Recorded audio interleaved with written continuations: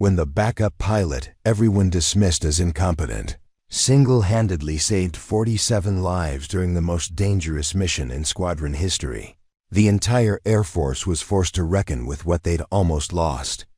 This is the story of how one person's quiet competence became the difference between disaster and survival.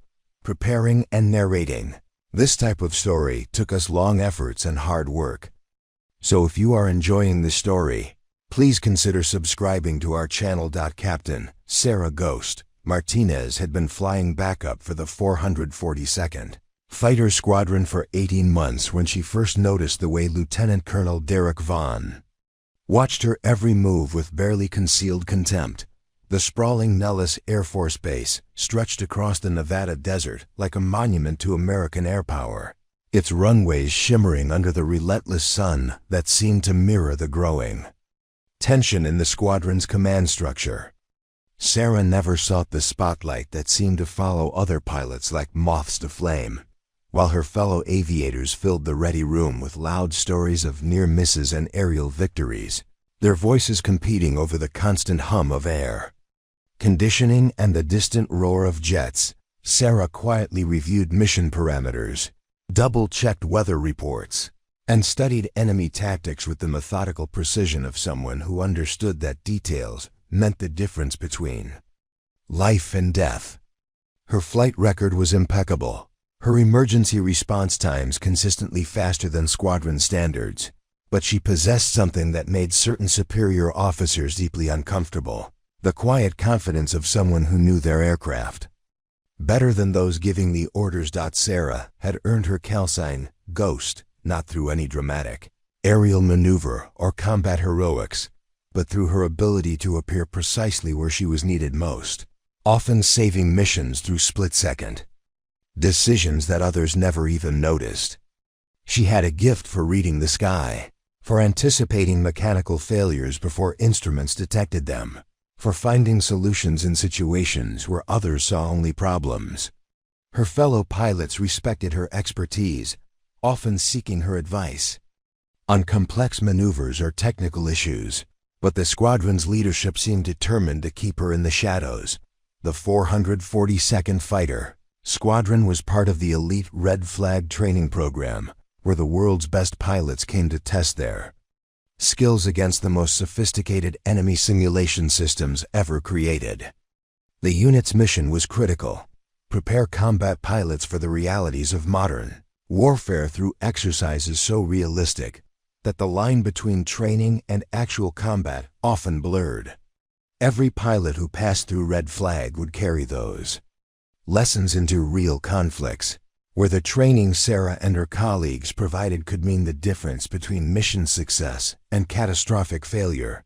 Lieutenant Colonel Vaughn had arrived at Nellis 6 months earlier with an impressive resume and an even more impressive ego.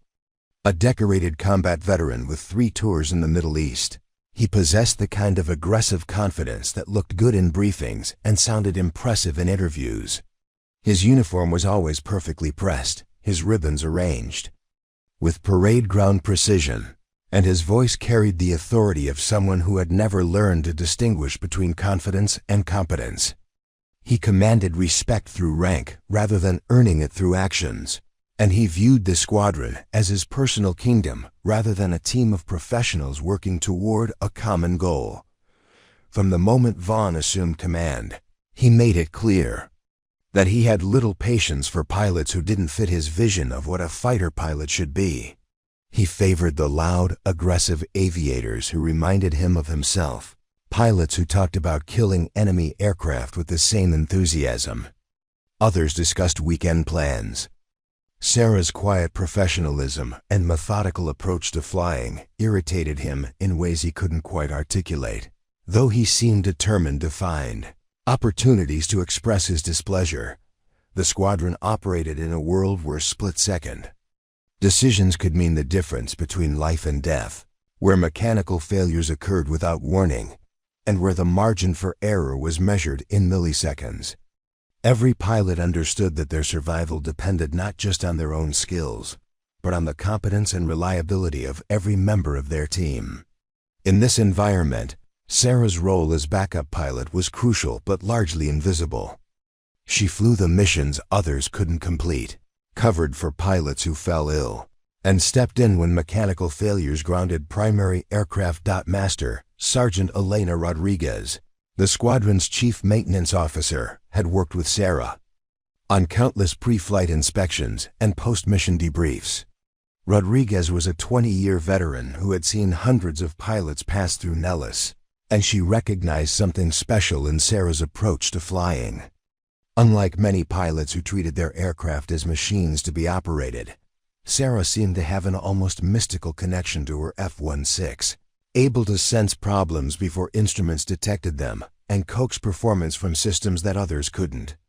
Optimized. The squadron's pilots came from diverse backgrounds, but they shared common characteristics: exceptional flying skills, competitive drive, and the ability to perform under pressure.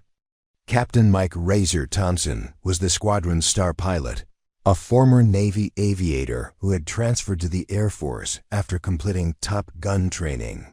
His aggressive flying style and natural charisma made him Vaughn's favorite, though privately he often sought Sarah's technical expertise when facing complex tactical problems. Captain Lisa Phoenix Chun was one of only 3 female pilots in the squadron, a brilliant tactician who had graduated first in her class from the Air Force Academy. She had quickly established herself as one of the unit's most reliable pilots, though she too found herself fighting for recognition in an environment where subtle discrimination often masqueraded as professional evaluation. Lisa recognized in Sarah a kindred spirit, someone who let her flying do the talking while others promoted themselves through politics and personality. The squadron's mission requirements were demanding and constantly evolving. They flew against simulated enemy aircraft equipped with the most advanced electronic warfare systems available, facing scenarios designed to replicate the most challenging combat environments pilots might encounter in actual warfare. The training was so realistic that pilots often emerged from missions with the same stress responses they would experience in actual combat, their hearts racing and adrenaline flowing as they debriefed encounters that felt entirely real. Sarah's expertise in electronic warfare countermeasures made her invaluable during these complex exercises. She had spent countless hours studying enemy radar systems, jamming techniques, and stealth technologies, developing an intuitive understanding of how to defeat sophisticated detection systems through a combination of technology and tactics. Her success rate in penetrating enemy defenses was among the highest in the squadron, though her achievements were often overshadowed by the more dramatic accomplishments of pilots who flew more visible missions. The training schedule was relentless, with pilots flying multiple sorties per day in conditions that tested every aspect of their skills. Desert heat created thermals that could slam aircraft into the ground without warning, while the thin air at high altitude reduced engine performance and made emergency procedures more challenging. Equipment failures were common, ranging from minor instrument malfunctions to catastrophic engine problems that required immediate emergency landing procedures. In this demanding environment, Sarah's role as backup pilot became increasingly important. She flew the missions others couldn't complete due to illness, mechanical problems, or scheduling conflicts. Her ability to adapt quickly to different aircraft configurations and mission parameters made her indispensable to squadron operations. Though her contributions were rarely acknowledged during formal briefings or performance evaluations, the desert surrounding Nellis was littered with the wreckage of aircraft that had pushed too hard or faced impossible circumstances. Every pilot was acutely aware of the risks they faced, understanding that their survival depended on skill, preparation, and the reliability of their equipment. In this environment, competence wasn't just valued, it was essential for survival. Sarah's quiet mastery of her craft represented the kind of professional excellence that kept pilots alive and missions successful, even if it didn't generate the kind of dramatic stories that filled official reports. As the sun set over the Nevada desert, painting the sky in shades of orange and red, that reminded every pilot of the fires they might face in combat. Sarah Martinez. Prepared for another day of flying in the shadows, unaware that her quiet competence was about to become the target of a campaign designed to destroy everything she had worked to achieve. The Red Flag training program at Nellis Air Force Base represented the pinnacle of American military aviation training, a crucible where the world's elite pilots tested their skills against the most sophisticated enemy simulation systems ever devised. The massive complex sprawled across thousands of acres of Nevada desert, its facilities designed to replicate every conceivable combat scenario that American pilots might face in actual warfare.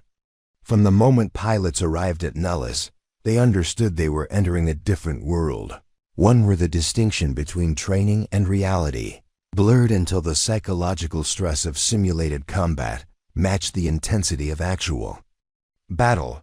The 442nd Fighter Squadron operated within this elite environment as one of the program's most critical units, responsible for training pilots who would later deploy to combat zones around the world. Every exercise they conducted, every tactical scenario they perfected, and every emergency procedure they rehearsed would ultimately determine whether American pilots returned home safely from real missions.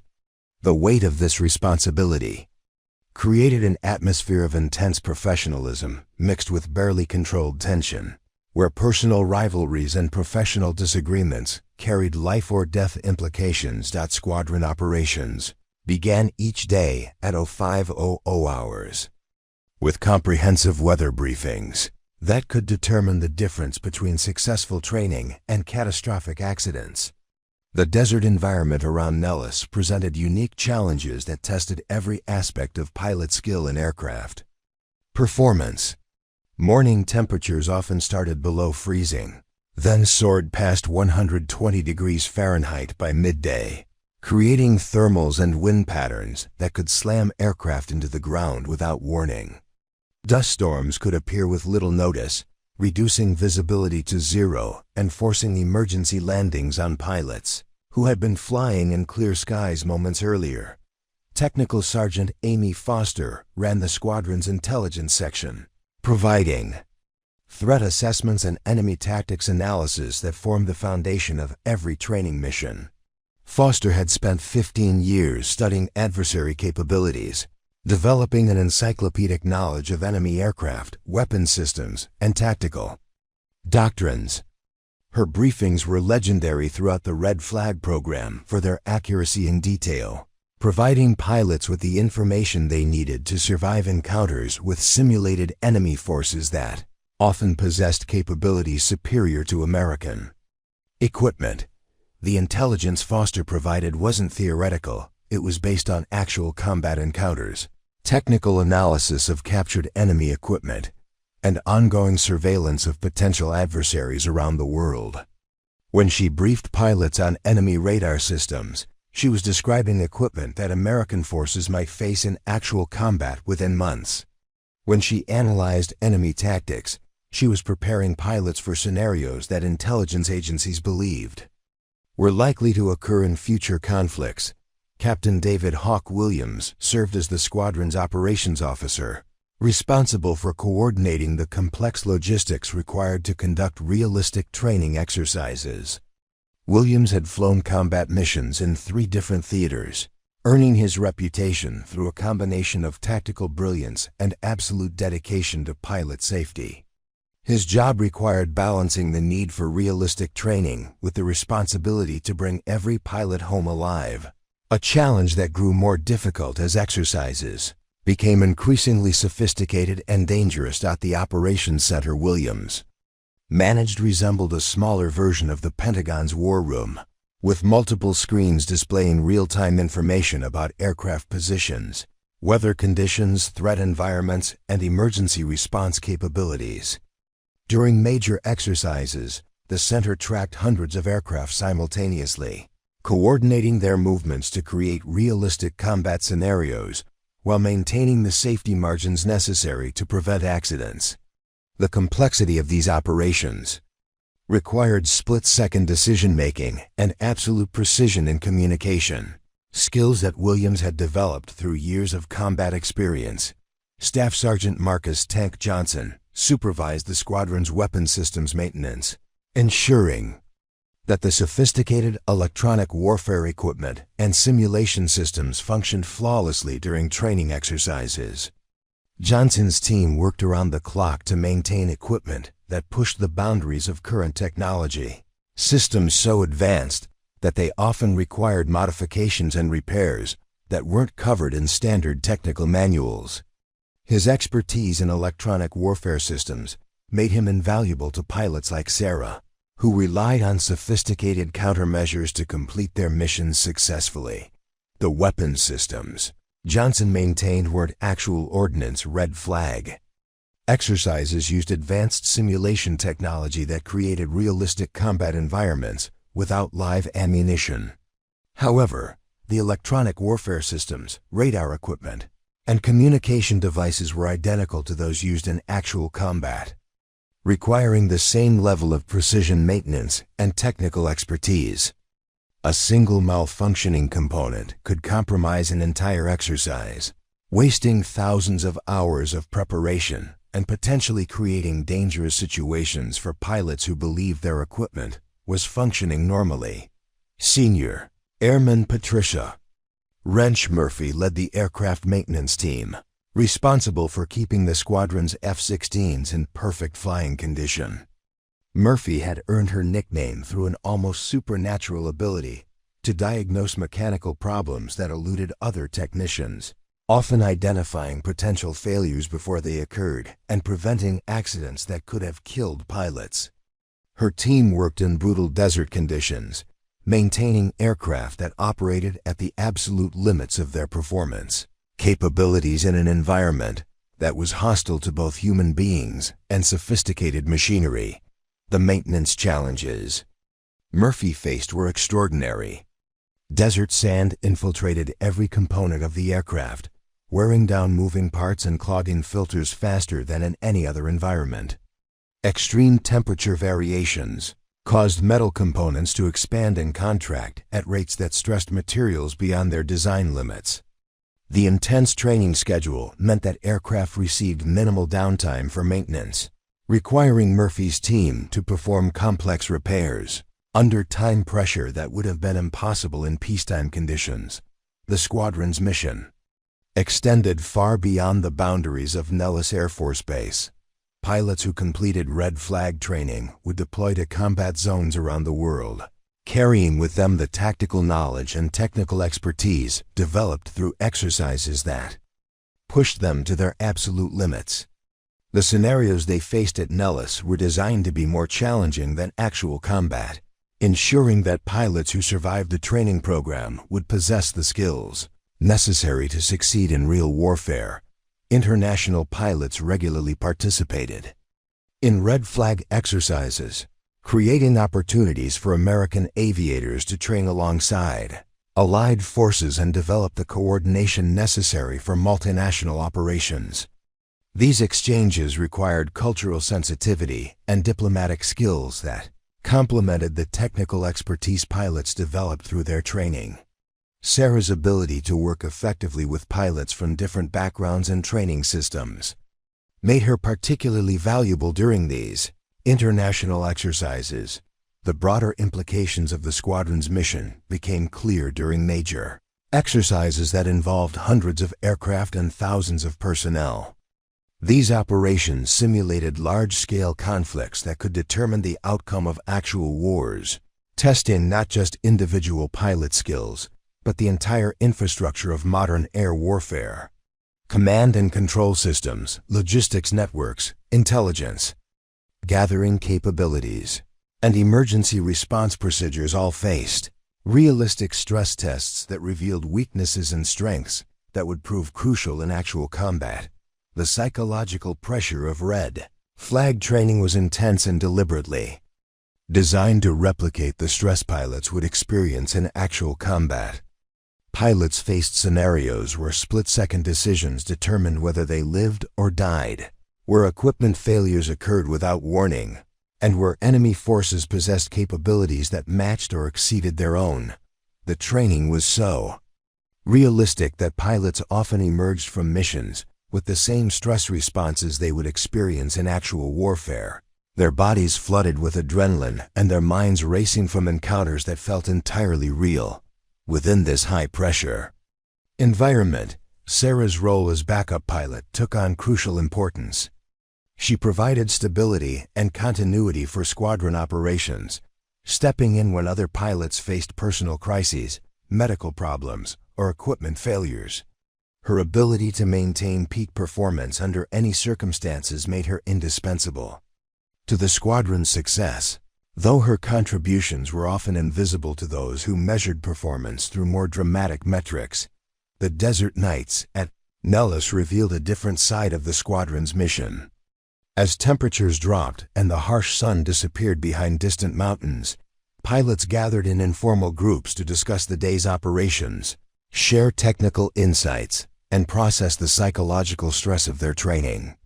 These conversations often revealed the human cost of their profession, the toll that constant exposure to life or death situations extracted from even the most skilled and experienced aviators.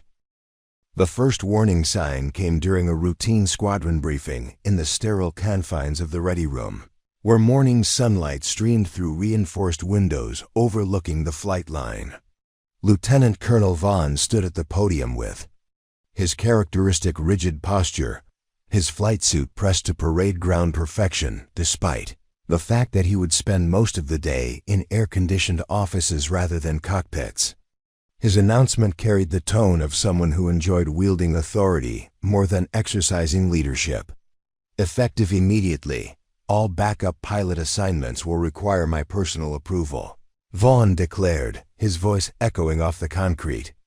Walls decorated with decades of squadron patches and aerial photographs. No pilot will assume backup status without explicit authorization from squadron command. This includes emergency substitutions, maintenance-related aircraft swaps, and training mission coverage. The room fell silent except for the distant roar of F-16s conducting morning engine runs on the flight line. Experienced pilots exchanged subtle glances, recognizing the implications of Vaughn's new policy. Backup pilots were assigned based on aircraft availability, pilot proficiency, and mission requirements, factors that changed constantly throughout each day. Requiring command approval for every assignment would create bottlenecks that could delay critical training exercises and potentially compromise mission effectiveness. Sarah raised her hand with the respectful precision drilled into every military officer since basic training. Sir, that protocol will create significant delays in our response times during equipment failures and medical emergencies. Current procedures allow qualified pilots to assume backup roles immediately when situations develop. Vaughn's expression hardened like concrete setting in desert heat. Did I request input on this policy, Captain Martinez? His voice carried the sharp edge of someone who viewed questions as challenges to his authority rather than attempts to improve operational effectiveness. New regulations are implemented for squadron efficiency, not subjected to debate by subordinate officers.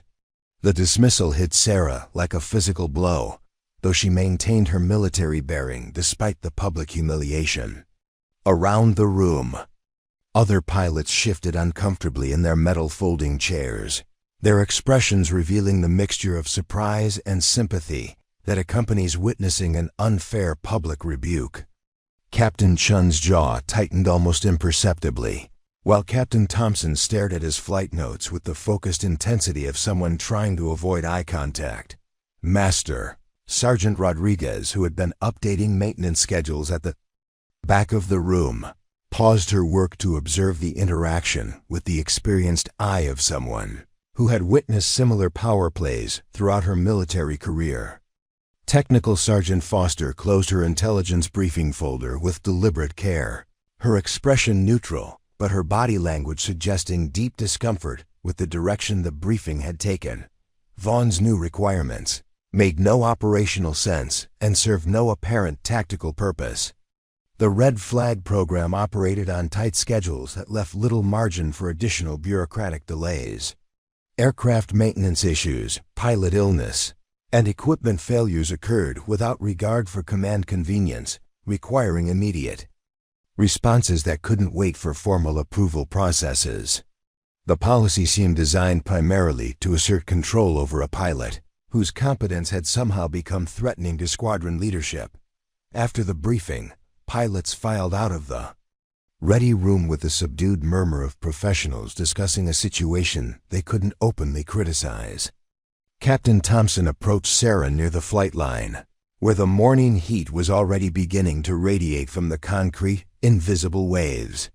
His expression carried the careful neutrality of someone navigating politically dangerous waters. "That was unnecessary," Thompson said quietly, his voice barely audible over the ambient noise of flight line operations. "Everyone knows you run the most efficient backup operations in the program. Your response times are legendary throughout Red Flag." Sarah appreciated his support, but maintained the professional demeanor that had defined her entire military career. "We follow orders and adapt to new procedures," she replied, though her tone carried undertones of frustration that she couldn't entirely suppress. "The mission comes first, regardless of administrative complications." Captain Chun joined the conversation with the cautious approach of someone who understood the political implications of being seen supporting a pilot who had just been publicly rebuked. "The timing seems curious," she observed, her words carefully chosen to avoid direct criticism of command decisions. "These changes coincide with our highest operational tempo period, when backup flexibility is most critical." The three pilots stood in the growing heat, surrounded by the controlled chaos of a major training operation. Aircraft taxied past them toward active runways, their engines creating noise levels that required raised voices and provided convenient cover for conversations that couldn't occur in more formal settings. Ground crews worked with practiced efficiency to prepare aircraft for missions that would test pilot skills against the most sophisticated enemy simulation systems available. Sarah's mind processed the implications of Vaughn's new policy with the analytical approach she applied to tactical problems. The restrictions would force her to request permission for actions she had previously executed automatically, creating delays that could compromise training effectiveness and potentially endanger pilots who depended on immediate backup support. More troubling was the personal nature of the policy, which seemed specifically designed to limit her operational flexibility. Staff Sergeant Johnson approached the group carrying technical manuals and electronic warfare specifications, his expression suggesting he had information to share, but was uncertain about the appropriate forum. "Captain Martinez," he said with the formal respect that characterized his interactions with officers, "I wanted to discuss the countermeasures modifications you recommended for tomorrow's exercise." The technical conversation that followed revealed the depth of Sarah's expertise in electronic warfare systems. Her understanding of enemy radar capabilities, jamming techniques, and stealth technologies exceeded that of most pilots in the squadron, including those who held more senior positions. Johnson's questions demonstrated his respect for her technical knowledge and his reliance on her expertise to maintain systems that were crucial to pilot survival. "The frequency modifications you suggested last week improved our success rate by 30%, Johnson continued, his voice carrying the enthusiasm of a technician discussing innovations that made his job more effective. "The enemy simulation systems haven't adapted to compensate for the changes, giving our pilots significant advantages in penetrating defensive networks." Sarah's technical innovations had consistently improved squadron performance, though her contributions were rarely acknowledged in formal briefings or performance evaluations. Her ability to identify weaknesses in enemy systems and develop countermeasures had saved countless training missions from failure. Yet these achievements seemed to irritate rather than impress squadron leadership. The conversation was interrupted by the arrival of Major Patricia Harrison, the squadron's executive officer. who had been observing the interaction from across the flight line. Harrison possessed the diplomatic skills necessary to navigate the complex political environment that surrounded high-profile training programs, though her expression suggested she was struggling with the current situation. "Captain Martinez," Harrison said with the careful formality that characterized her interactions with pilots who had attracted command attention, "Colonel Vaughn would like to see you in his office at 1400 hours. Please ensure you're available for the meeting." The summons carried ominous implications that weren't lost on any of the pilots present. Formal meetings with squadron commanders typically involved either commendations for exceptional performance or disciplinary actions for perceived failures.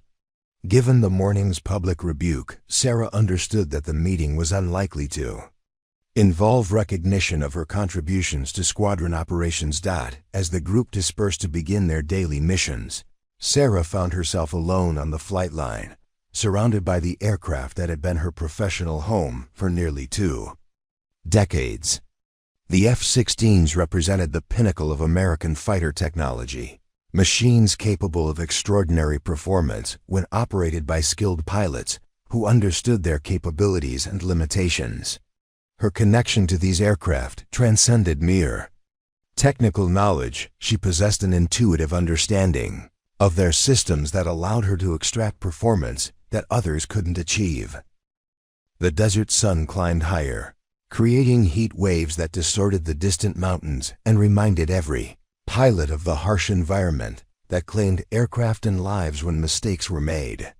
Sarah's scheduled mission briefing was still hours away, but she could already feel the weight of Vaughn's new restrictions beginning to impact her ability to serve the squadron effectively. The policy changes seemed designed to create problems rather than solve them, restrictions that would ultimately compromise the training program's effectiveness while satisfying someone's need to assert control over operations they didn't fully understand. The formal accusation arrived 3 weeks later in the form of an official memorandum delivered to Sarah's quarters at 0530 hours, just as she was preparing for what she had expected to be a routine training mission. The document bore the official seal of the 442nd Fighter Squadron and carried the weight of formal military justice, its clinical language designed to drain all emotion from charges that would effectively end her career.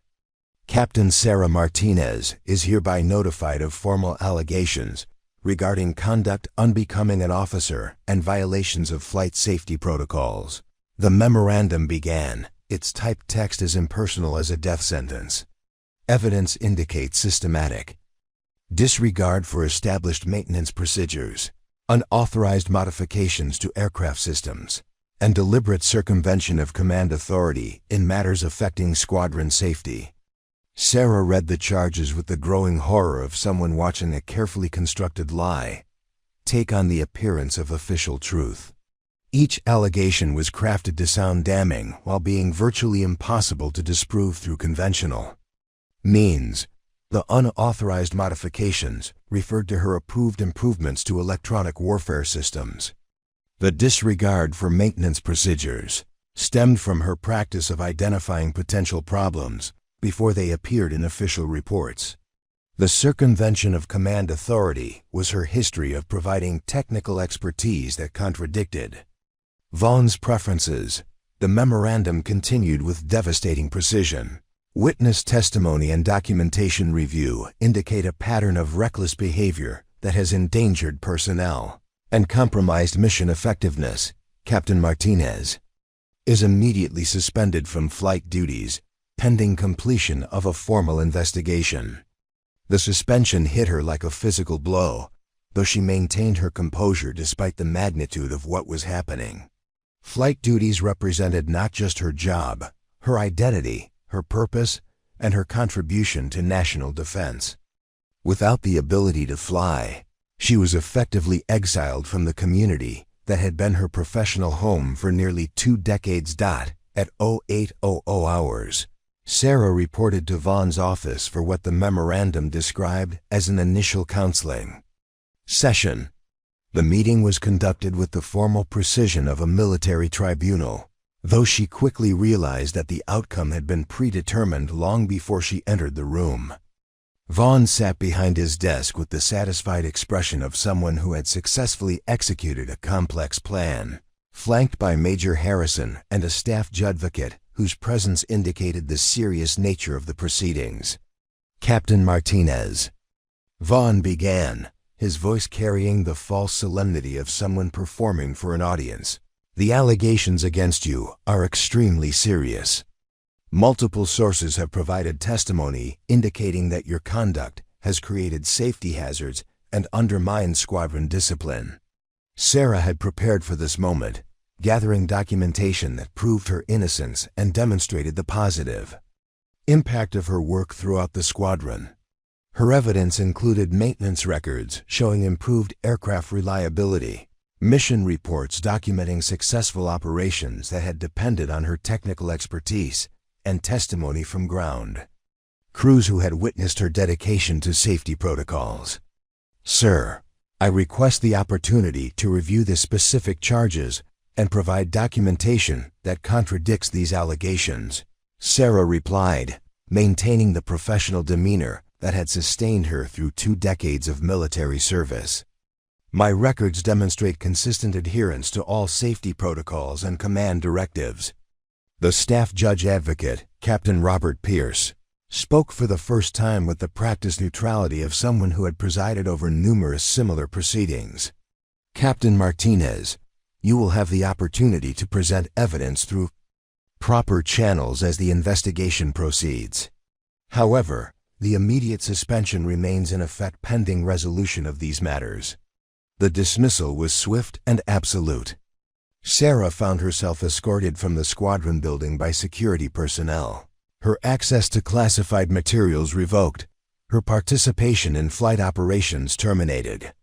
The walk through the squadron spaces she had called home for 18 months felt like a funeral procession, with colleagues avoiding eye contact and conversations stopping abruptly as she passed.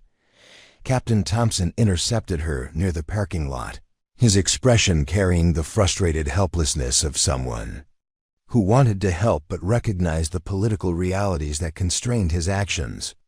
"This is wrong," he said quietly, glancing around to ensure they weren't being overheard.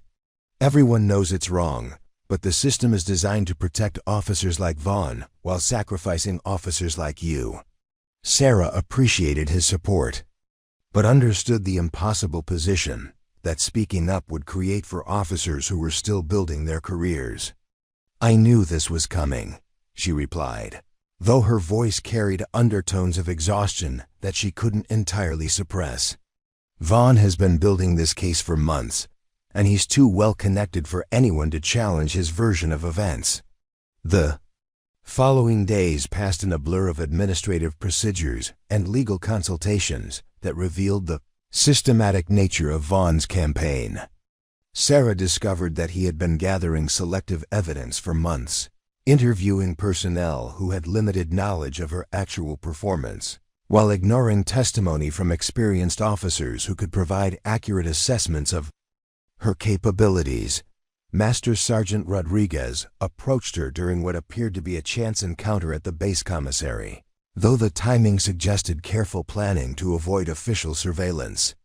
"Ma'am," Rodriguez said with the respectful formality that characterized her interactions with officers, "I wanted you to know that the maintenance records Colonel Vaughn is using as evidence have been selectively edited to remove context that would support your position."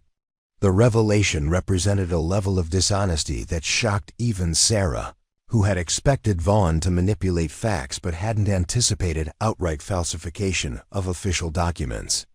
The maintenance records Rodriguez referenced contained documentation of Sarah's innovations and their positive impact on squadron operations, information that had been systematically removed to support charges of negligence and insubordination. Captain Chun provided additional information about the scope of Vaughn's manipulation during the conversation that took place in the base gym, where ambient noise and casual surroundings provided cover for discussions that couldn't occur in more formal settings. "He's been coaching witnesses about what to say during interviews," She reported quietly, her voice carrying the concern of someone who understood the implications of such behavior. Junior officers are being told that their career advancement depends on providing testimony that supports his allegations. The systematic nature of Vaughn's campaign became clear through these conversations. He had identified personnel who could be manipulated or intimidated into providing statements that supported his predetermined conclusions. He had excluded witnesses who possessed first-hand knowledge of Sarah's actual performance.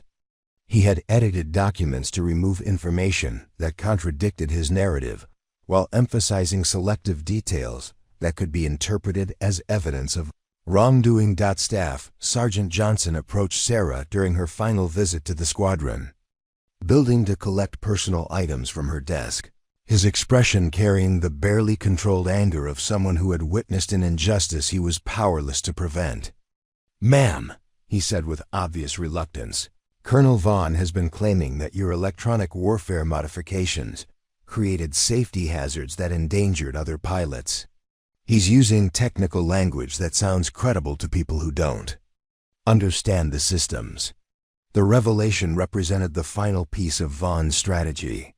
By using technical terminology that sounded authoritative to non-specialists, he was creating the appearance of safety violations where none existed. Sarah's modifications had been thoroughly tested and approved through proper channels, but Vaughn's selective presentation of technical information made them appear dangerous to officers who lacked the expertise to evaluate the claims independently. The isolation was complete. Sarah found herself cut off from the professional community that had been her life for nearly 2 decades, branded as a safety hazard and insubordinate officer whose presence threatened squadron effectiveness. Her access to classified materials was revoked, her participation in flight operations terminated, and her professional reputation systematically destroyed through carefully orchestrated character assassination.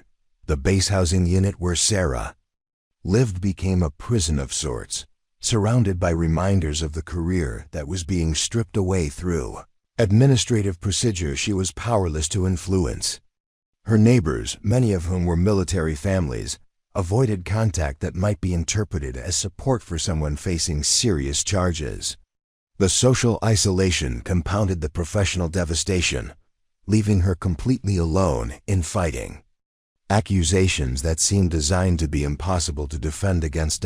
As the desert sun set over Nellis Air Force Base, painting the mountains in shades of red that reminded every pilot of the fires they might face in combat, Sarah Martinez sat in her empty quarters reviewing legal documents and administrative procedures, searching for ways to defend herself against charges that represented the systematic destruction of everything she had worked to achieve throughout her military career. The investigation began within hours of the mass rescue operation, triggered not by official channels but by the unprecedented response of pilots throughout the Red Flag program, who refused to remain silent about what they had witnessed. Colonel Michael Reaper Davidson, the Red Flag program director, received his first call at 0630 hours from Captain Thompson, whose voice carried the emotional weight of someone who had survived a near-death experience through the intervention of a pilot he had been told was dangerous. "Sir," Thompson said, with the kind of controlled urgency that indicated information too important to delay, "I need to report that Captain Martinez saved my life last night, along with 46 other pilots. The allegations against her are completely false, and I'm willing to testify to that effect under oath." Similar calls flooded Davidson's office throughout the morning as pilots, who had been rescued from impossible conditions, found the courage to speak truth to power. Captain Chun contacted the Inspector General's office directly, bypassing the chain of command that had failed to protect Sarah from persecution. Her testimony was devastating in its precision and detail, documenting not only Sarah's heroic actions during the crisis but also the systematic campaign of harassment that had preceded it. Captain Martinez demonstrated technical expertise and flying skills that exceeded anything I've witnessed in 15 years of military aviation, Chun stated in her formal report to the Inspector General. Her ability to guide aircraft through approaches that required manual flying techniques and electronic warfare countermeasures saved lives that would have been lost under any other circumstances. Staff Sergeant Johnson made the decision that would prove crucial to exposing Vaughn's deception. Despite the potential career consequences of challenging a superior officer, he contacted the base security office with evidence that Lieutenant Colonel Vaughn had been systematically falsifying maintenance records and coaching witnesses to provide false testimony. The documentation Johnson provided included original maintenance logs that contradicted the edited versions Vaughn had submitted as evidence of Sarah's alleged negligence. The maintenance records used to support charges against Captain Martinez have been deliberately altered to remove information that would exonerate her. Johnson reported to investigators with the careful precision of someone who understood the gravity of his accusations. I have maintained copies of original documents that prove her modifications to electronic warfare systems were properly authorized and significantly improved squadron safety. Master Sergeant Rodriguez provided additional evidence that revealed the scope of Vaughn's manipulation. Her testimony documented how he had pressured ground crews to report concerns about Sarah's performance, while ignoring positive feedback from the same personnel. The investigation revealed that Vaughn had been selectively gathering information that supported his predetermined conclusions while suppressing evidence that contradicted his narrative. Colonel Vaughn repeatedly instructed me to emphasize any problems with Captain Martinez's procedures, while downplaying her contributions to squadron effectiveness, Rodriguez stated in her sworn deposition. He made it clear that my cooperation in building a case against her would be remembered favorably during my performance evaluations. The investigation expanded rapidly as more personnel found the courage to report their experiences with Vaughn's campaign against Sarah. Technical Sergeant Foster provided documentation showing that Vaughn had been sharing classified information about Sarah's electronic warfare innovations with unauthorized personnel, potentially compromising national security in his effort to discredit her technical expertise. Captain Pierce, the staff judge advocate who had presided over Sarah's initial counseling session, contacted the Inspector General's office with information that revealed the predetermined nature of the proceedings against her. His testimony documented how Vaughn had decided to pursue charges against Sarah before conducting any investigation, then manipulated the evidence-gathering process to support his conclusions. Colonel Vaughn instructed me to find legal justification for charges against Captain Martinez before any formal investigation had been conducted, Pierce stated in his report. He made it clear that he wanted her removed from the squadron regardless of the evidence, and that my job was to provide the administrative framework to accomplish that goal. The investigation revealed that Vaughn's campaign against Sarah had extended far beyond the boundaries of the 442nd Fighter Squadron. Investigators discovered that he had been contacting officers throughout the Red Flag program, spreading false information about Sarah's performance and actively working to damage her reputation within the broader aviation community. Major Harrison, who had been caught between loyalty to her superior officer and her professional integrity, finally provided testimony that exposed the full scope of Vaughn's deception. Her statement documented how he had pressured her to support allegations she knew to be false while threatening her career advancement if she failed to cooperate with his campaign. Colonel Vaughn made it clear that my promotion prospects depended on supporting his actions against Captain Martinez, Harrison testified. He created an environment where telling the truth about her performance was treated as disloyalty to the squadron leadership. The technical evidence proved even more damaging to Vaughn's position. Electronic warfare specialists from multiple commands reviewed Sarah's modifications to squadron systems and found them to be not only properly authorized, but revolutionary in their effectiveness. The innovations that Vaughn had characterized as safety hazards were actually breakthrough developments that other squadrons were requesting permission to implement. Dr. Elizabeth Warner, the Air Force's leading expert on electronic warfare systems, provided testimony that completely demolished Vaughn's technical arguments. Captain Martinez's modifications represent the most significant advances in electronic warfare countermeasures that I've encountered in 20 years of research, Warner stated in her official report. Her work has potential applications throughout the Air Force and should be recognized as a major contribution to national defense. The investigation also revealed that Vaughn had been systematically violating regulations regarding personnel management and disciplinary procedures. His coaching of witnesses, falsification of documents, and manipulation of evidence constituted serious violations of military law that could result in court-martial proceedings and criminal charges. Colonel Davidson, faced with overwhelming evidence of misconduct by one of his squadron commanders, made the decision to immediately suspend Vaughn from his position pending completion of the investigation. The action sent shockwaves throughout the Red Flag program, where Vaughn's political connections and aggressive personality had made him appear untouchable. The evidence indicates systematic violations of military regulations and deliberate falsification of official documents, Davidson announced in his preliminary report. These actions have compromised the integrity of our personnel evaluation systems and endangered the safety of pilots under our command. The investigation expanded to include reviews of other personnel actions Vaughn had taken during his command tenure. Investigators discovered patterns of retaliation against pilots who had questioned his decisions, favoritism toward officers who supported his policies, and systematic manipulation of performance evaluations to support his personal preferences rather than objective assessments of pilot capabilities. Captain Williams, the senior air traffic controller who had made the decision to call Sarah during the crisis, provided testimony that revealed the depth of Vaughn's incompetence in technical matters.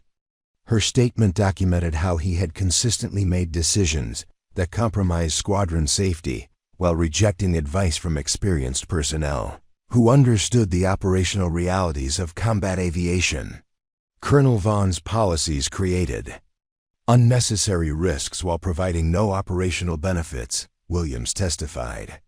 His restrictions on backup pilot assignments delayed emergency responses and compromised our ability to maintain safe flight operations during challenging conditions.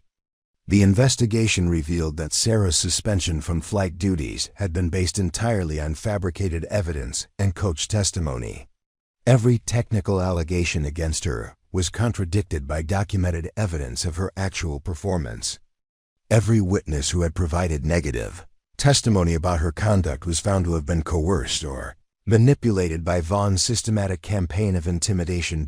As the investigation neared completion, it became clear that one of the Air Force's most competent pilots had been nearly destroyed by the deliberate actions of a superior officer who viewed her excellence as a threat to his authority. The evidence of Vaughn's misconduct was so overwhelming that criminal charges became inevitable. While Sarah's vindication was complete and unquestionable, the final report would document not only the injustice that had been perpetrated against Sarah but also the systematic failures in the chain of command that had allowed such misconduct to occur. The investigation would lead to comprehensive reforms in personnel management procedures and the establishment of new protections for military personnel who faced retaliation for their professional competence. The vindication came in the form of an official memorandum delivered to Sarah's quarters at 14:30 hours on a Friday afternoon, exactly 6 weeks after the crisis that had revealed her true character to the entire aviation community. The document bore the signature of General Patricia Morrison, Commander of Air Combat Command, and carried the weight of complete exoneration along with recognition that extended far beyond the boundaries of Nellis Air Force Base. All charges against Captain Sarah Martinez are hereby dismissed with prejudice, the memorandum stated with the clinical precision that characterized official military communications. Investigation has revealed that allegations were based on falsified evidence and deliberately misleading testimony. Captain Martinez is immediately reinstated to full flight status with commendation for exceptional service during emergency operations. Document continued with unprecedented language that reflected the severity of the injustice that had been perpetrated and the extraordinary nature of Sarah's contributions to pilot safety. Captain Martinez is awarded the Distinguished Flying Cross for her actions during the weather emergency of the 15th of October, in which her technical expertise and flying skills resulted in the successful recovery of 47 aircraft and the preservation of numerous lives. The Distinguished Flying Cross represented one of the highest honors available to military aviators, typically reserved for combat actions that demonstrated extraordinary heroism under fire. The decision to award it for Sarah's actions during the weather emergency sent a clear message throughout the Air Force that technical competence and dedication to pilot safety were valued as highly as traditional combat achievements.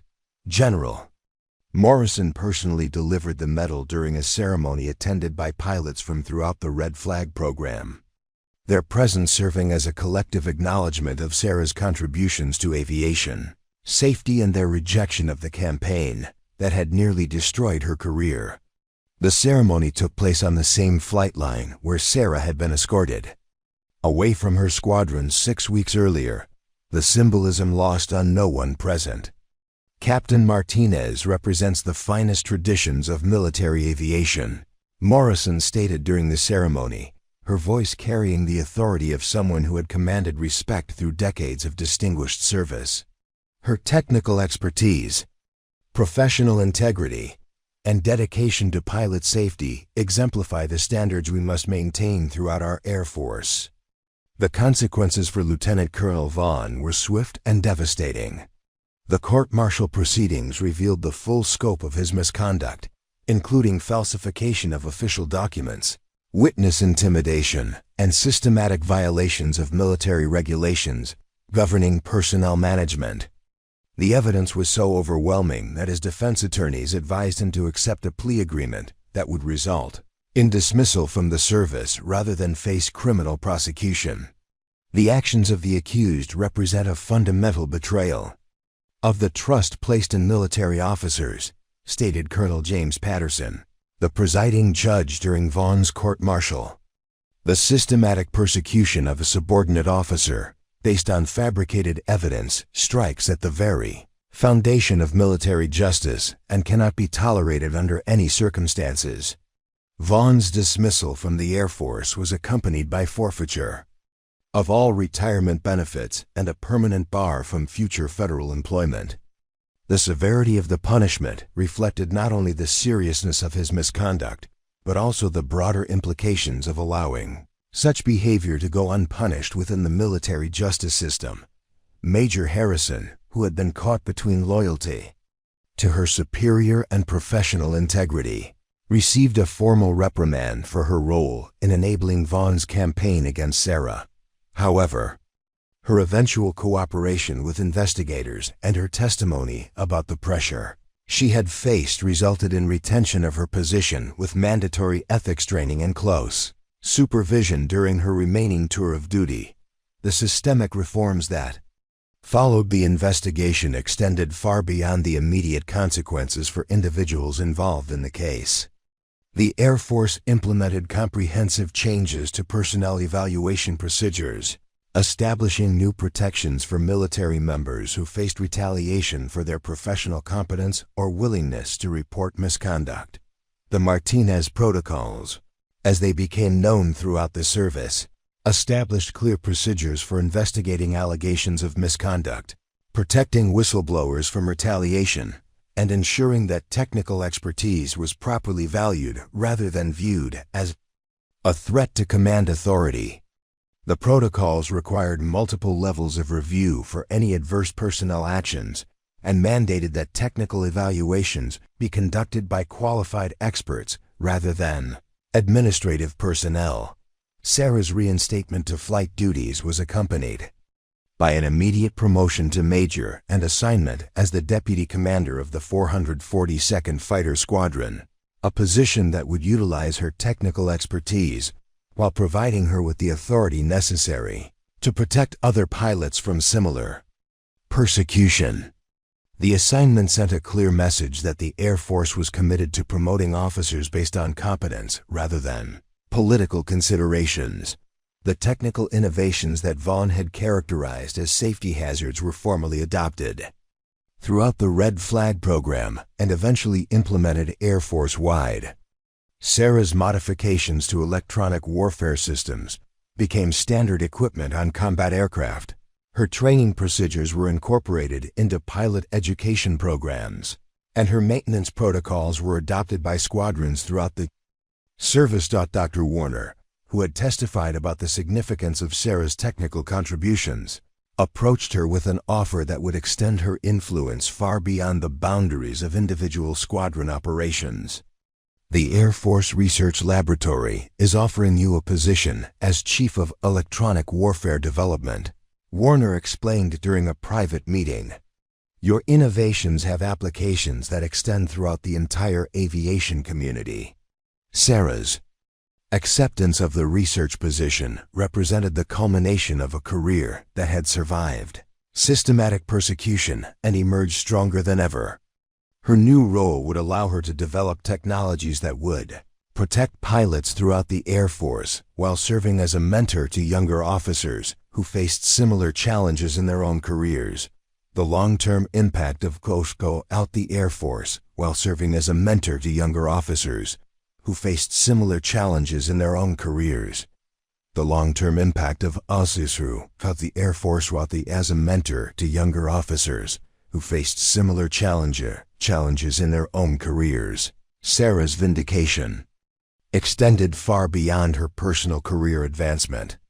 The case became a landmark example of how institutional courage could triumph over individual corruption, inspiring military personnel throughout the service to report misconduct and maintain professional standards even when facing pressure to remain silent. Captain Chun, who had been among the first to support Sarah during her persecution, found herself promoted to squadron commander with specific instructions to implement the cultural changes that would prevent similar incidents from occurring in the future. Her appointment represented the Air Force's commitment to promoting officers who had demonstrated moral courage during difficult circumstances. Captain Thompson, whose life had been saved by Sarah's technical expertise during the weather emergency, became an advocate for aviation safety reforms throughout the service. His testimony about the importance of technical competence over political considerations influenced policy changes that affected pilot training and evaluation procedures across multiple commands. The story of Sarah's persecution and vindication became part of the curriculum at the Air Force Academy, where cadets studied the case as an example of how professional integrity could survive institutional pressure and ultimately transform the systems that had enabled misconduct. The case became a touchstone for discussions about military ethics, leadership responsibility, and the importance of protecting excellence rather than punishing it. Master Sergeant Rodriguez, who had risked her career to provide evidence of Vaughn's misconduct, received the Air Force Commendation Medal for her courage in supporting the investigation. Her actions inspired other enlisted personnel to report misconduct by officers, leading to additional investigations and reforms that strengthened the military justice system. The squadron operations that had been disrupted by Vaughn's campaign against Sarah returned to their previous levels of effectiveness, with pilots reporting improved morale and increased confidence in their leadership. The technical innovations that Sarah had developed continued to save lives and improve mission success rates, providing tangible proof of the value of protecting rather than persecuting professional excellence. 1 year after her vindication, Major Sarah Martinez stood on the same flight line where she had been escorted away in disgrace, now wearing the silver oak leaves of her new rank and preparing to assume responsibilities that would influence aviation safety throughout the Air Force. The aircraft around her bore the electronic warfare systems she had developed, and the pilots who operated them had been trained using procedures she had refined through years of dedicated service. The desert sun set over Nellis Air Force Base, painting the mountains in familiar shades of red and gold, while the sound of aircraft engines provided the constant background noise that defined life at one of America's premier aviation training facilities.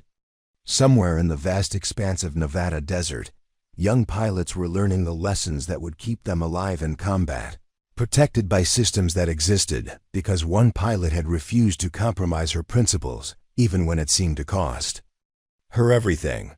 3 years after the events at Nellis Air Force Base, the impact of Sarah Martinez's vindication had spread throughout the entire United States Air Force like ripples from a stone dropped in still water. Her story had become legend within the aviation community, studied in military academies worldwide, and cited in congressional hearings about military justice reform. The changes implemented in response to her case had fundamentally altered how the Air Force handled personnel disputes, technical innovation, and the protection of professional excellence.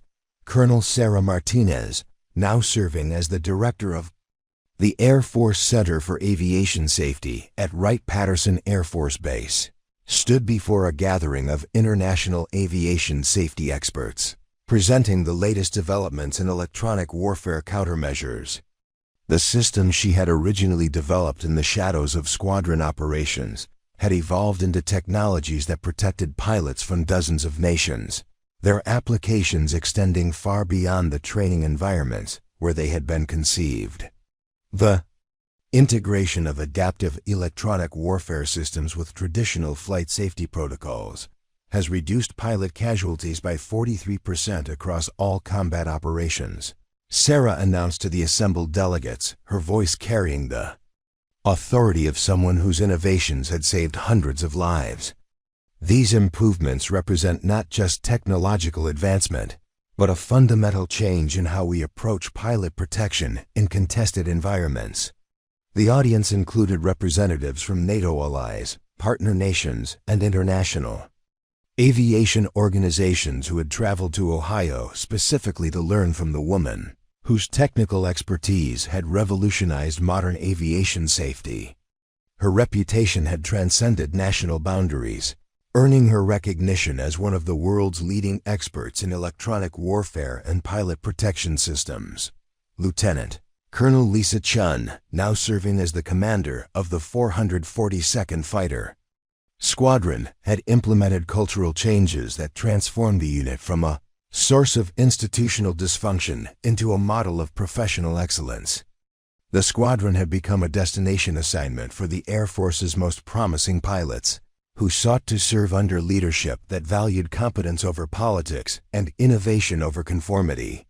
The Martinez Protocols have completely changed how we handle personnel evaluations and technical innovation, Shun explained to a group of visiting squadron commanders during the leadership conference at Nellis. We now have systematic protections for pilots who identify safety improvements, formal procedures for reviewing technical recommendations, and clear channels for reporting misconduct without fear of retaliation. The protocols named after Sarah had been adopted throughout the Air Force and were being studied by military organizations worldwide. The comprehensive reforms included mandatory ethics training for all supervisory personnel, independent review boards for personnel actions, and formal recognition systems for technical innovation that protected creators from retaliation by insecure superiors.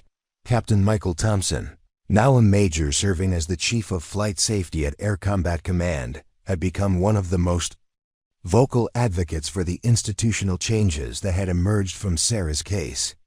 His near-death experience during the weather emergency had provided him with a unique perspective on the importance of protecting technical expertise, and his testimony before Congress had influenced legislation that extended similar protections to all military services. The night that Captain Martinez guided 47 aircraft to safety through conditions that should have been impossible to survive, taught me that technical competence is literally a matter of life and death, Thompson told members of the House Armed Services Committee during hearings on military personnel reform. The system that nearly destroyed her career was the same system that almost cost me my life and the lives of 46 other pilots. The congressional testimony had resulted in the Military Personnel Protection Act, legislation that established standardized procedures for protecting service members who reported misconduct or whose professional competence threatened insecure superiors. The act included provisions for independent investigation of personnel complaints, mandatory training for supervisory personnel, and career protection for whistleblowers who exposed corruption within the military justice system. Master Sergeant Elena Rodriguez, now serving as the Senior Enlisted Advisor for the Air Force Research Laboratory, had become a leading advocate for protecting enlisted personnel who possessed technical expertise that exceeded that of their superiors. Her experience supporting Sarah during the crisis had convinced her that the military's hierarchical structure sometimes prevented the best technical solutions from being implemented. The electronic warfare innovations that Colonel Martinez developed as a captain were initially rejected by officers who didn't understand their significance. Rodriguez explained during a professional development seminar for senior enlisted personnel. Our job is to ensure that technical expertise is recognized and protected regardless of the rank or position of the person who possesses it. The institutional changes had extended far beyond individual cases to encompass comprehensive reform of how the Air Force identified, developed, and protected technical innovation.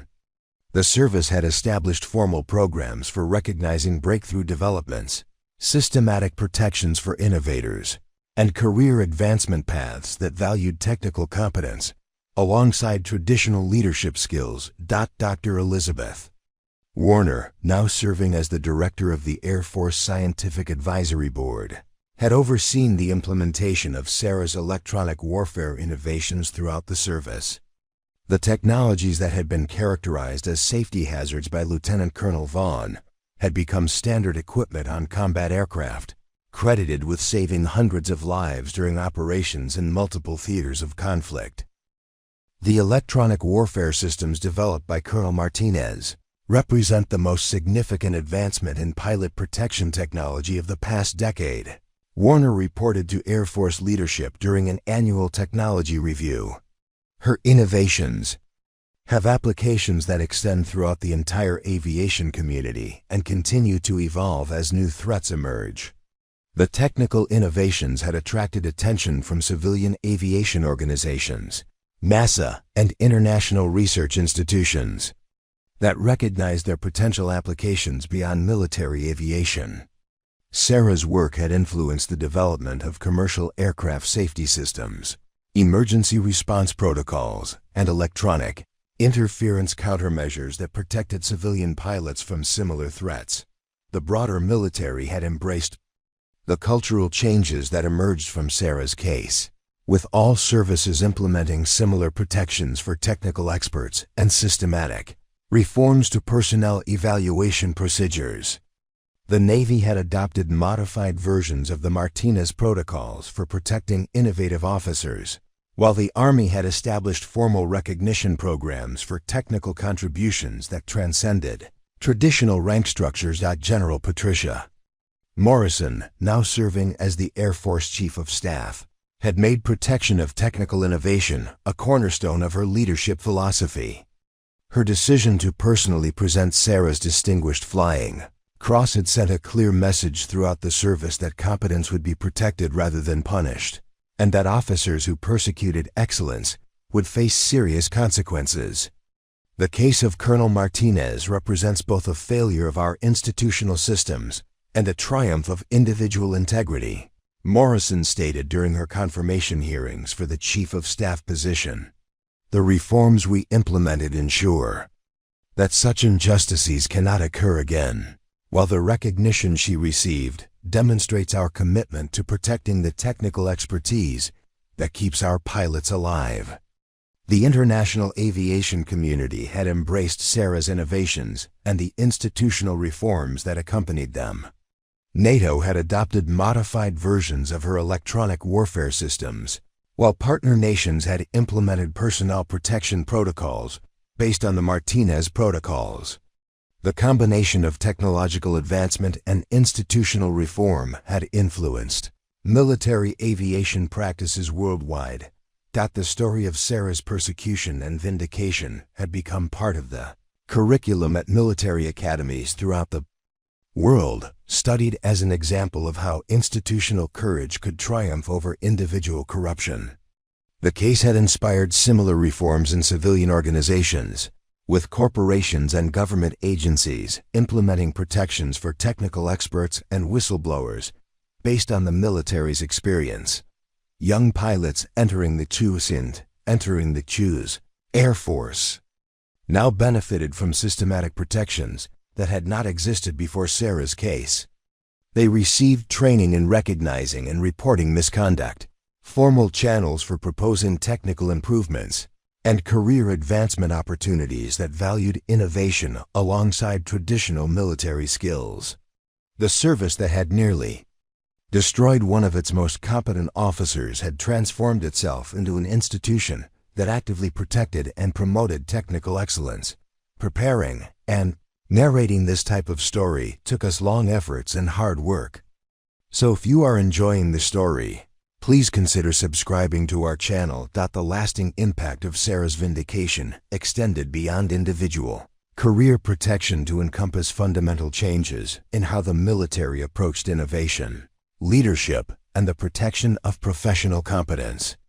Her story had become a touchstone for discussions about military ethics, institutional reform, and the importance of protecting those who serve with integrity, even when it comes at personal cost. As Sarah stood before another gathering of aviation safety experts, sharing the latest developments and technologies that had grown from innovations she had developed while fighting for her professional survival, she reflected on the journey that had brought her from the shadows of squadron operations to international recognition as one of the world's leading authorities on aviation safety and electronic warfare countermeasures. 5 years after the weather emergency that had transformed her from a persecuted backup pilot into a symbol of institutional reform, Brigadier General Sarah Martinez stood at the podium of the International Aviation Safety Conference in Geneva, addressing an audience that represented the pinnacle of global aviation leadership. The auditorium was filled with representatives from 43 nations, their presence testament to the worldwide influence of the innovations and reforms that had emerged from a single night of crisis in the Nevada desert. Safety in aviation is not just about technology or procedures, Sarah began, her voice carrying the authority of someone whose words had literally saved lives across multiple continents. It is about creating cultures that protect and nurture the expertise necessary to keep pilots alive, regardless of where that expertise originates within our organizations. The audience included generals, admirals, corporate executives, and government officials who had traveled from around the world to hear from the woman whose story had become synonymous with the transformation of military aviation culture.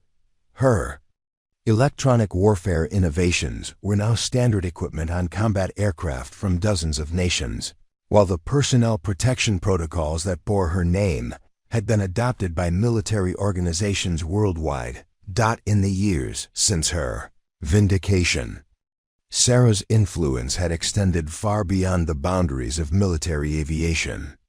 Her testimony before international bodies had influenced the development of whistleblower protections in civilian organizations, while her technical innovations had found applications in commercial aviation, space exploration, and emergency response systems. The principles she had championed, protecting competence over politics, valuing innovation over conformity, had become foundational elements of modern organizational theory. The audience at Geneva included Dr. James Harrison, the former Secretary of the Air Force, who had overseen the implementation of comprehensive reforms following Sarah's case. His presence at the conference represented the institutional commitment to maintaining the changes that had emerged from what he described as the most significant transformation of military culture in a generation. The Martinez case revealed systematic flaws in how we identified, developed, and protected technical expertise, Harrison explained during a panel discussion on institutional reform. The changes we implemented have not only prevented similar injustices, but have created an environment where innovation thrives and competence is recognized, regardless of rank or position. The reforms had produced measurable results that extended throughout the military establishment. Pilot casualty rates had decreased by 67% across all combat operations, while technical innovation rates had increased by 400%, as personnel gained confidence that their contributions would be protected rather than punished. The institutional changes had created a culture where excellence was nurtured rather than feared. Colonel Lisa Chun, now serving as the Deputy Commander of Air Education and Training Command, had overseen the implementation of SARA's reforms across the entire pilot training system. Every new aviator entering the Air Force received education in the principles that had emerged from SARA's case, learning not just technical skills, but the ethical frameworks necessary to protect innovation and report misconduct. We now train pilots to recognize and report the kind of systematic persecution that nearly destroyed Colonel Martinez, Shum explained to a group of international training commanders. More importantly, we train leaders to create environments where technical expertise is valued and protected, where asking questions is seen as professional development rather than insubordination. The training programs have been adopted by allied nations and had influenced civilian aviation education worldwide. Flight schools, airline training programs, and aerospace companies had implemented similar approaches to protecting technical innovation, while maintaining the disciplinary standards necessary for safe aviation operations. Major Michael Thompson, now serving as the director of the Air Force Safety Center, had become one of the leading advocates for the institutional changes that had emerged from SARA's vindication. His experience during the weather emergency had provided him with a unique perspective on the life-or-death importance of protecting technical competence, and his advocacy had influenced policy changes throughout the military. The night that then-Captain Martinez guided 47 aircraft to safety taught me that competence is literally a matter of survival. Thompson addressed the Geneva Conference during a presentation on emergency response procedures. The system that nearly destroyed her career was the same system that almost killed me and 46 other pilots. The reforms we implemented ensure that such expertise is protected and utilized rather than persecuted. The international response to SARA's story had been unprecedented. Military organizations from NATO allies to Pacific partners had implemented similar personnel protection protocols, creating a global network of safeguards for technical experts who might otherwise face retaliation for their competence. The reforms had influenced international military cooperation agreements and had become standard elements of military exchange programs. Chief Master Sergeant Elena Rodriguez, now serving as the senior enlisted advisor to the Air Force Chief of Staff, had become a leading voice for protecting enlisted personnel who possessed technical expertise that exceeded that of their superiors. Her experience supporting SARA during the crisis had convinced her that the military's hierarchical structure required systematic protections for technical innovation. The electronic warfare systems that General Martinez developed as a captain were initially rejected by officers who didn't understand their significance. Rodriguez explained during a presentation to international enlisted leadership. Our reforms ensure that technical expertise is recognized and protected regardless of the rank or position of the person who possesses it. The institutional changes had created career advancement opportunities for enlisted personnel who demonstrated technical innovation, formal recognition programs for breakthrough developments, and systematic protections against retaliation by superiors who felt threatened by subordinate expertise. The reforms had influenced similar changes in civilian organizations, where technical competence sometimes challenged traditional hierarchical structures. Dr. Elizabeth Warner, now serving as the director of the National Science Foundation's Aviation Safety Research Program, had overseen the civilian applications of SARA's electronic warfare innovations. The technologies that had been developed for military aviation had found applications in commercial aircraft, emergency response systems, and space exploration programs. The electronic warfare countermeasures developed by General Martinez have applications that extend far beyond military aviation, Warner reported to the Geneva Conference. Her innovations have influenced the development of commercial aircraft safety systems, emergency response protocols, and space exploration technologies that protect civilian pilots and astronauts from similar threats. The broader impact of SARA's story had extended into academic research, corporate governance, and government policy. Universities taught case studies based on her experience. Corporations implemented whistleblower protections modeled on the Martinez Protocols, and government agencies adopted personnel evaluation procedures that protected technical expertise from political retaliation. The young pilots who now entered military service benefited from systematic protections that had not existed before. SARA's case. They received training in recognizing and reporting misconduct, formal channels for proposing technical improvements, and career advancement opportunities that valued innovation alongside traditional military skills. The service that had nearly destroyed one of its most competent officers had transformed itself into an institution that actively protected and promoted technical excellence. The international aviation community had embraced not just SARA's technical innovations but the philosophical principles that had emerged from her vindication.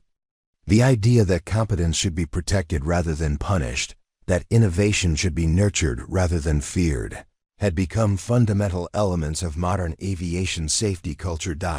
As SARA concluded her presentation to the Geneva Conference, she reflected on the journey that had brought her from the shadows of squadron operations to international recognition as one of the world's leading authorities on aviation safety and organizational reform.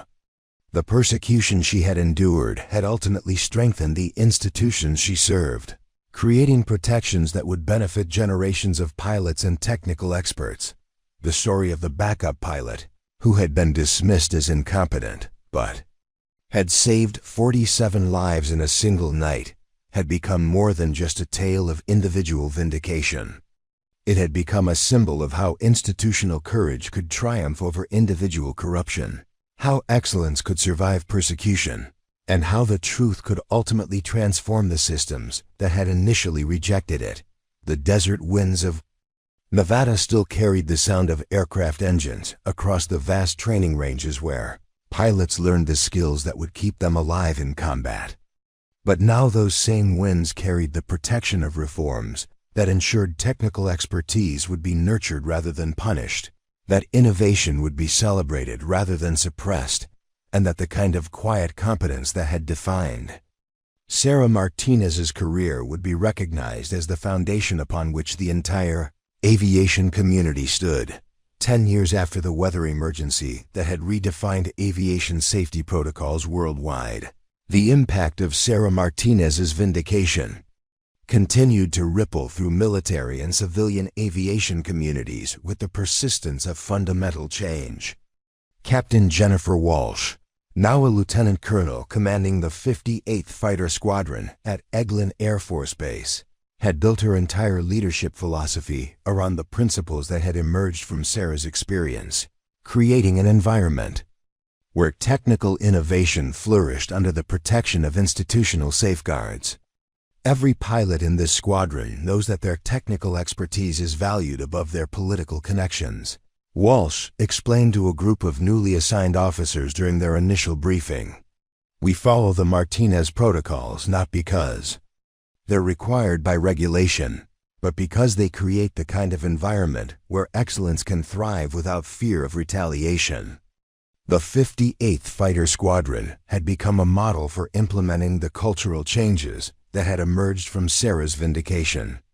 Pilots competed to earn assignments to the unit, knowing that their technical contributions would be recognized and protected regardless of their rank or seniority.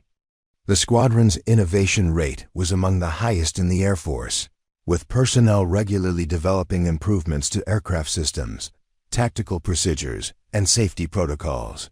Staff Sergeant Marcus Johnson, now a Senior Master Sergeant, serving as the Chief Enlisted Advisor for the Air Force Test Pilot School, had become one of the most influential advocates for protecting enlisted technical expertise. His experience supporting Sarah during her persecution had convinced him that the military's greatest technical innovations often originated from personnel who lacked the rank to protect themselves from retaliation. The electronic warfare modifications that General Martinez developed as a captain were initially dismissed by officers who didn't understand their technical significance. Johnson explained during a professional development conference for senior enlisted personnel, "Our job is to ensure that technical expertise is recognized and protected regardless of where it originates within our organizations." The institutional changes had created formal career advancement paths for enlisted personnel who demonstrated technical innovation, systematic protections against retaliation by superiors who felt threatened by subordinate expertise, and recognition.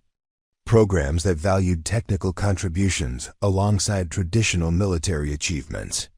The reforms had influenced similar changes in civilian organizations, where technical competence sometimes challenged established hierarchical structures. Dr. Patricia Kim, now serving as the director of NASA's Aviation Safety Research Center, had overseen the implementation of Sarah's electronic warfare innovations in civilian aviation and space exploration programs.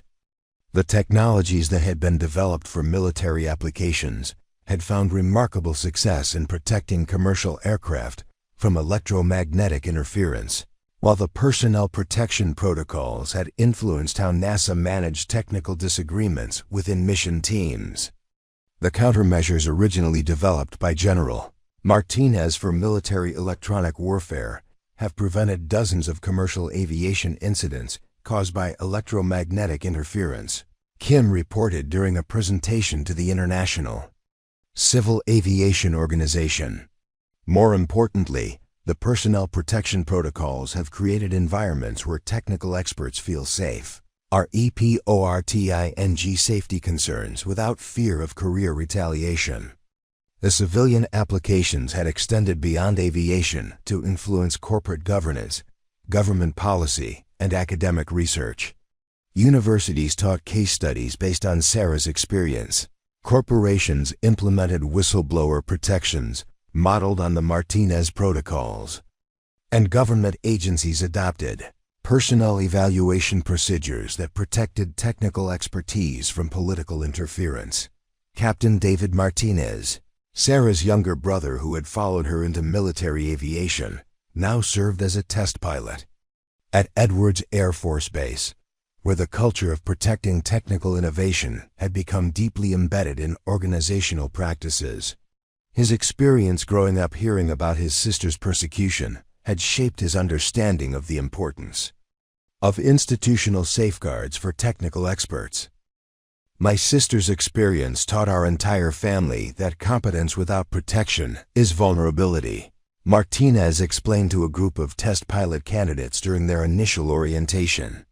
The reforms that emerged from her case ensure that technical expertise is nurtured rather than punished, that innovation is celebrated rather than suppressed. The test pilot community had embraced the principles that had emerged from Sarah's vindication, creating formal mentorship programs for technical innovators, systematic protections for personnel who identified safety hazards, and career advancement. Opportunities that valued technical contributions alongside traditional flight test achievements. The changes had influenced similar reforms in civilian test pilot programs and aerospace. Research Organizations. Master Sergeant Amy Foster, now serving as the senior enlisted advisor for the Air Force Research Laboratory, had become a leading advocate for protecting personnel who possessed technical expertise that exceeded that of their superiors. Her experience providing intelligence support during Sarah's persecution had convinced her that the military's hierarchical structure required systematic protections for technical innovation. The intelligence analysis that supported General Martinez's electronic warfare innovations was initially rejected by officers who didn't understand its significance. Foster explained during the Conference on Military Intelligence Reform, "Our protocols ensure that technical expertise is recognized and utilized regardless of the rank or position of the person who possesses it." The intelligence community had implemented comprehensive reforms based on Sarah's experience, creating formal channels for technical experts to present their findings, systematic protections against retaliation by superiors who disagreed with technical assessments, and career advancement opportunities that valued analytical competence alongside traditional intelligence skills. Colonel Robert Pierce, the former staff judge advocate who had presided over Sarah's initial counseling session, now served as the Air Force's Deputy Judge Advocate General, where he had overseen the implementation of legal reforms that protected military personnel from the kind of persecution Sarah had endured. His experience witnessing the systematic manipulation of military justice had convinced him that comprehensive reforms were necessary to prevent similar injustices. The legal protections we implemented following the Martinez case have fundamentally changed how the military handles personnel disputes, Pierce explained during a presentation to military justice professionals. "We now have systematic safeguards that prevent the kind of evidence manipulation and witness coaching that characterized that case." The legal reforms had created independent review boards for personnel actions, mandatory training for supervisory personnel on ethical leadership, and formal procedures for investigating allegations of misconduct that protected both accusers and accused from retaliation. The changes had influenced similar reforms in civilian, legal systems and government agencies. The young pilots who now entered military service benefited from systematic protections that had not existed before Sarah's case. They received training in recognizing and reporting misconduct, formal channels for proposing technical improvements, and career advancement opportunities that valued innovation alongside traditional military skills. The service that had nearly destroyed one of its most competent officers had transformed itself into an institution that actively protected and promoted technical excellence. The international aviation community continued to embrace the philosophical principles that had emerged from Sarah's vindication. Military organizations from allied nations regularly sent personnel to study the implementation of the Martinez Protocols, while civilian aviation organizations adopted similar approaches to protecting technical expertise and managing organizational conflicts. The story of the backup pilot who had been dismissed as incompetent, but had saved 47 lives in a single night, had become a foundational narrative for modern aviation safety culture, inspiring generations of pilots, technicians, and leaders to value competence over politics, innovation over conformity, and integrity over convenience. 20 years after that fateful night in the Nevada desert, General Sarah Martinez stood before the newest class of Air Force Academy cadets, her 4 stars gleaming in the Colorado sunlight. As the Academy's first female superintendent, she had come full circle from the backup pilot nobody believed in to the leader shaping the future of military aviation. "Excellence is not a destination," she told the eager faces before her. "It's a choice you make every day, especially when that choice comes at personal cost." Behind her, the Academy's newest building bore a simple inscription, Martinez Center for Aviation Innovation. Inside, young cadets learn not just to fly, but to protect the kind of quiet competence that keeps pilots alive and pushes the boundaries of what's possible. The electronic warfare systems she had, developed in Squadron shadows, now protected pilots in conflicts around the globe. The personnel protocols that bore her name had prevented countless careers from being destroyed by insecure leaders. Most importantly, the culture of protecting excellence over politics had transformed military aviation from an institution that feared competence to one that celebrated it. As she concluded her address, Sarah reflected on the journey from that night when 47 aircraft had needed saving to this moment, when she was preparing thousands of future aviators. The backup pilot who nobody believed in had become the general everyone looked up to, not through politics or connections, but through this simple act of never compromising her integrity. The lesson was clear. Sometimes the most powerful act of rebellion is refusing to let injustice change who you are.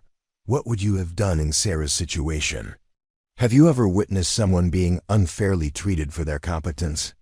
Share your thoughts in the comments below. We read every single one, and your experiences help create an amazing community of everyday heroes.